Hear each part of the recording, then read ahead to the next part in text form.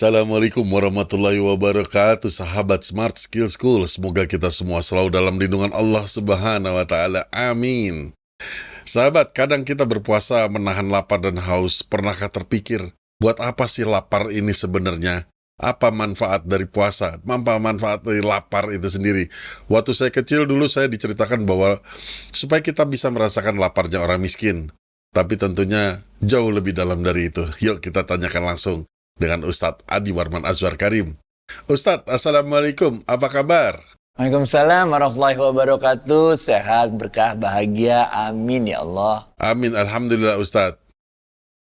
Pada waktu kecil dulu saya tahunya kita puasa karena supaya bisa merasakan laparnya orang miskin, supaya kita ada empati terhadap kemiskinan. Tapi tentunya banyak lagi, atau apa sebenarnya yang diajarkan dari puasa ini Ustadz, selain mencari pahala? Ya, jadi kita ambil langsung dari kitabnya Imam Ghazali ya. Ada namanya kitabnya Kimia Kebahagiaan. Bagaimana kita bisa menjalani hidup ini dengan bahagia yang diawali dengan proses pengendalian hawa nafsu kita sebulan penuh di bulan Ramadan. Nah, dari situlah kemudian kita menjalani kehidupan ini dengan rumusan kimia kebahagiaan yang disampaikan oleh Imam Ghazali. Puasa ini mengajarkan kita pada satu hal yang sangat menarik. Imam Ghazali mengatakan, dunia ini ibaratkan hamparan meja yang disediakan untuk para tetamu. Yang di hamparan meja itu tersedia piring-piring dari emas dan perak. Tersedia makanan-makanan yang lezat-lezat. Tersedia wangi-wangian yang sangat semerbak harumnya. Benar gak? Sehingga ketika kita datang duduk di meja perjamuan tersebut, kita merasa bahagia, kita merasa tersanjung melihat bagaimana kita dijamu dengan demikian baiknya dalam perjamuan tersebut. Nah, rasa bahagia yang kita dapatkan karena mendapati dunia yang begitu dahsyatnya, begitu indahnya di hamparan meja tersebut, sebagai tamu yang baik, sebagai tamu yang bijaksana. Setelah kita selesai makan, ya kita terima kasih sama yang punya rumah, terus kita pergi gantian. Ntar ada orang lain yang masuk menggantikan kita. Ini ibaratnya kita meninggal dunia, kemudian ada orang lain yang datang ke meja tersebut. Tapi sebaliknya, nah ini dalam kisah di kitab Kimia Kebahagiaan tersebut. Kalau kita merasa bahwa piring-piring emas, piring-piring perak, makanan itu semua, wangi-wangian itu semua adalah milik kita. Bukan sekedar kita makan kemudian sebagai tamu kemudian kita permisi dari situ. Tapi kemudian kita mau bawa itu semua. Mau kita bungkus tuh piring-piring, gelas-gelas apa segala macam wangi-wangian mau kita bawa. Yang punya rumah kan kagak seneng. Benar gak? Lagi pula dalam kenyataannya kita gak bakal bisa bawain itu semua. Nah, karena kita kecewa tidak bisa membawa itu semua, kita hanya bisa mendapatkannya di hamparan itu saja, maka muncullah rasa kecewa dalam hati kita. Maka muncullah rasa tidak bahagia dalam hati kita. Ini kuncinya. Begitu juga kita dengan kehidupan di dunia ini. Sebagaimana kita puasa, kita diajarkan bahwa yang makanan terhampar semua di muka kita itu, kalau lagi puasa, ya kita tahan. Jangan kita mau ambil. Begitu buka puasa, kita makan, kita nikmati buka puasa tersebut sekedar yang kita butuhkan saja.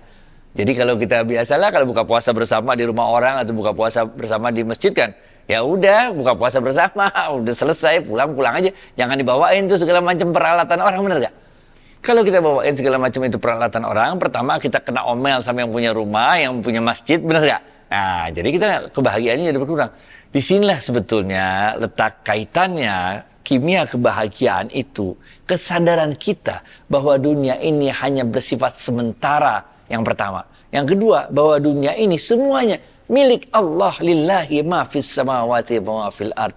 Yang ketiga, kesadaran bahwa kita ini sekedar sebagai tamu. Rezeki kita udah ditakar, nggak bakal ketuker. Nah ini. Dengan kesadaran inilah maka kita akan bisa setelah kita mengalami faizin episode yang sebelumnya, kita berhasil mengalahkan hawa nafsu kita, maka kita siap-siap menyongsong falah, yaitu kemenangan, yang dimana dengan diri yang telah bisa kita kuasai ini hawa nafsunya, maka kita dalam kehidupan berikutnya kita bisa menahan diri untuk tidak mengambil sesuatu yang haram. Kita nggak mau uang korupsi, benar nggak? Kita nggak mau uang yang hasil curian, kita nggak mau ngambil yang bukan hak kita, itu semuanya. Sehingga itulah kemudian yang akan membentuk akhlak dan pribadi kita menjadi orang yang qanaah. Orang yang merasa selalu cukup dengan apapun yang diberikan Allah pada diri kita. Sifat qanaah ini, sifat merasa selalu cukup inilah yang akan memudahkan kita pada sikap yang berikutnya, yaitu sikap syukur. Nah, kita juga udah bahas, kita udah kasih perumpamaan bahwa di dalam puasa kita ini, kita menahan nafsu kita. Nah, menahan nafsu kita ini akan membawa kita pada sikap sabar menunggu datangnya azan maghrib. Nah, sehingga kita latih lagi diri kita, bukan aja sikap qanaah yang nanti ujungnya kepada sikap syukur, tapi juga kita latih diri kita untuk bersikap sabar. Kemudian kita menjadi orang yang wara, orang yang rendah hati, yang enggak jumawa gitu. Karena kita tahu bahwa kita cuma tamu, ngapain tamu sombong-sombong di sini, benar nggak? Nah, inilah semuanya akan mengarahkan kita kepada kehidupan yang bahagia sebagaimana yang disampaikan oleh Imam Ghazali di dalam kitab Kimia Kebahagiaan tersebut. Insya Allah keren. Back to you, Fit. Baik Ustadz, nah ini ada pertanyaan dari sahabat nih Ustadz. Mayoritas penduduk kita adalah umat muslim.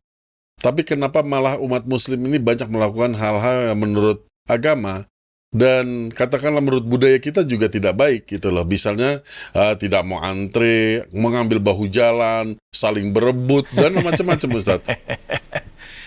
Iya, kalau mau dibilang gitu bisa juga. Itu namanya snapshot. Itu namanya melihat potret saat ini. Tapi kalau kita lihat dalam ilmu sosiologi, kalau kita lihat bahkan dalam ilmu antropologi, budaya, perilaku orang-orang di seluruh dunia dalam rentang zaman yang panjang, maka kita ketahui perilaku untuk rebutan dan susah untuk antri itu adalah satu perilaku yang lazim terjadi di bangsa manapun, di waktu kapanpun, apabila jumlah barang yang tersedia lebih sedikit daripada jumlah orang yang ada.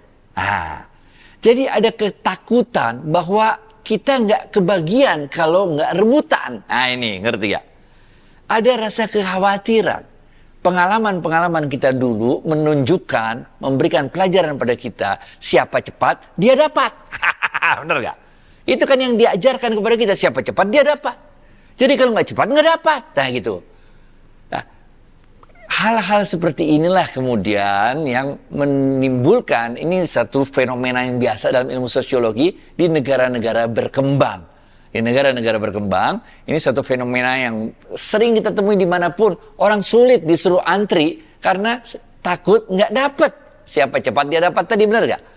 Tapi kalau kemudian negara tersebut, apakah orangnya muslim atau nggak muslim, orang tersebut kemudian makin lama makin menyadari bahwa nggak ada gunanya rebutan, toh dapat juga, bener nggak? Kayak ente naik kereta api dah, ngapain rebutan? Kereta api yang kereta api jarak jauh ya, bukan kereta api KRL ya, bukan yang komuter lain ya.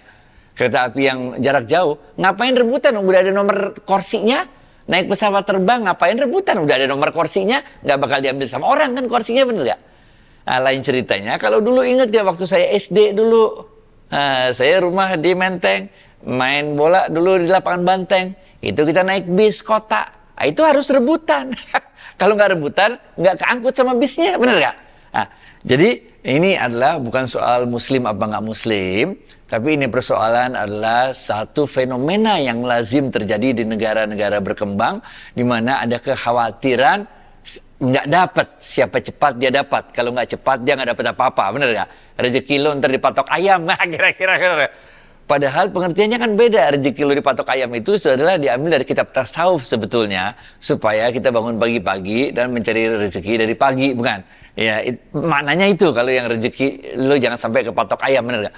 Tapi yang tadi itu, yang pertama tadi, yaitu siapa cepat dia dapat, nah ini agak berbeda pengertiannya. Kita jadi diajarkan untuk ya ngapain antri gitu kira-kira benar.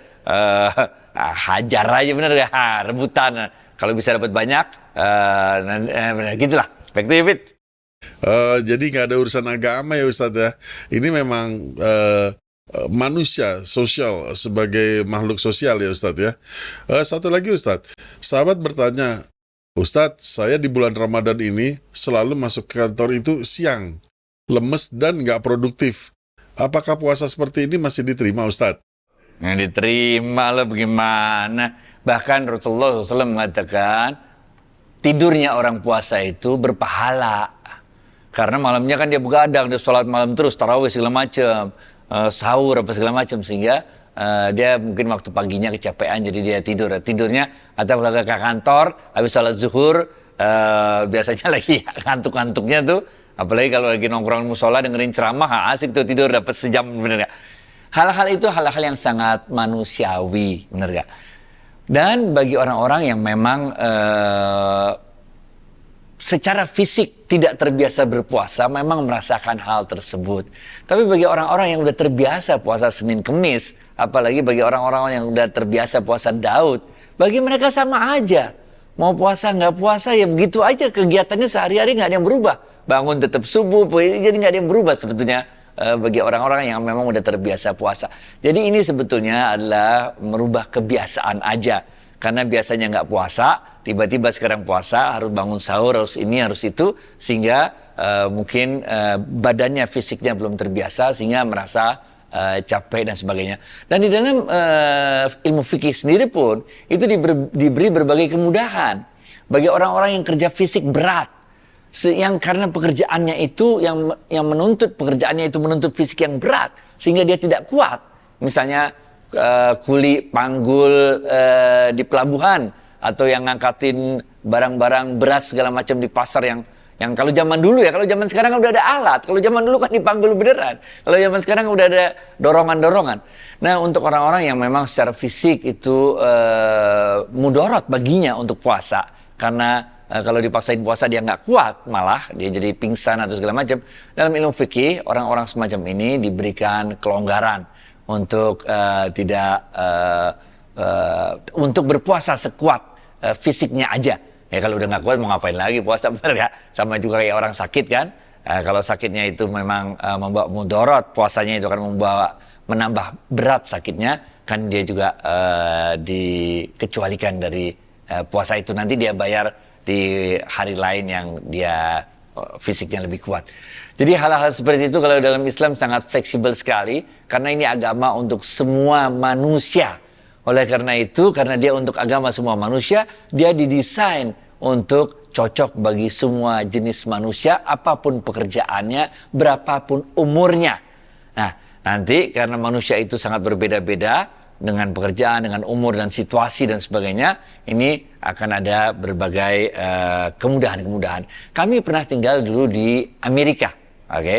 Yang waktu itu ketika summer itu puasanya lama banget, karena lama banget lah, sehingga waktu kami sholat asar waktu itu di sana jam 5:30.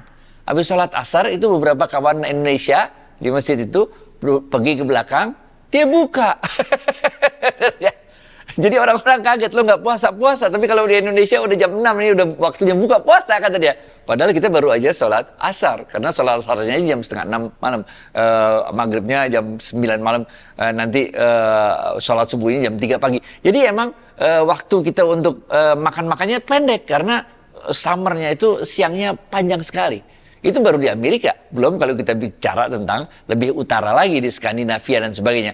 Nah, itu ada fatwa-fatwa ulama yang mengaturnya, yaitu diukur dengan misalnya dirujuk pada daerah terdekat di sana yang orang terbiasa puasa. Dan itu juga sangat tergantung pada kebiasaan. Bagi orang Indonesia yang nggak biasa puasa segitu lama, kan buka di belakang pas asar. Bagi orang Amerika yang udah biasa puasa sepanjang itu, biasa-biasa aja, kita nggak pengaruh, nggak makan, nggak minum. Jadi ini ada dua unsur lah. Pertama unsur yang namanya syariat, yang datangnya dari Allah. Dan kedua adalah unsur keadaan manusia itu sendiri dengan lingkungannya. yang nanti kita harus lihat skenario-nya dari orang per orang yang dihadapi masing-masing. Baik, David. Baik Ustadz, sahabat kita ini kelihatannya memang terawih di malam hari dan juga banyak sholat-sholat rahasianya sehingga mengantuklah di pagi hari. Ustadz, terima kasih atas waktu dan tausiahnya. Assalamualaikum warahmatullahi wabarakatuh. Waalaikumsalam warahmatullahi wabarakatuh.